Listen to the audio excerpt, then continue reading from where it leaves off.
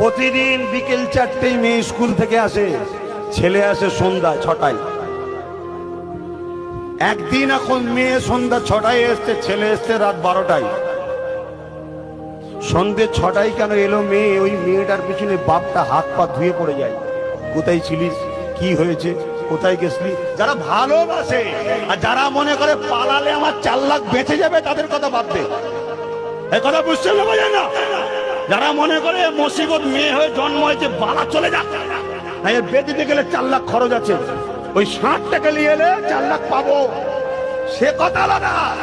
যারা মেয়েকে নিজের জান মনে করে, তারা কেন তুই কোথা ছিলিস বল, কোন বন্ধুর বাড়ি, কোন বান্ধবীর বাড়ি, ফোন করে খোঁজ লাই। আর ওর রাত 12টায় ঢুকেছে, এই কোথা ছিলিস না? এই ক্লাবে একটু IPL খেলা হচ্ছিল কি 2020 দেখছিলাম, একটু বলে যেতে হয় বদমাইশ কোথাকারে। ঠিক আছে যা, এর চেয়ে বেশি কিছু বলবে কেন?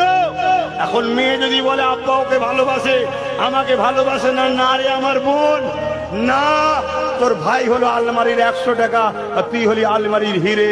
100 টাকায় চলে গেলাম, বাপ কোনদিন বউকেও জিজ্ঞেস করে, কাউকে জিজ্ঞেস করে।